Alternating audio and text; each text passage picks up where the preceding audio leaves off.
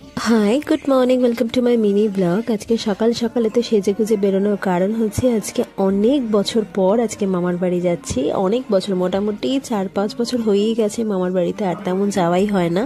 তো তাই কারণে আর যেহেতু সামনেই আমার বিয়ে, তো সেই কারণে ফার্স্ট আইব্রো ভাতটা মামার বাড়ি থেকেই খাওয়াটা শুরু করব বলে আজকে মামার বাড়িতে যাওয়া।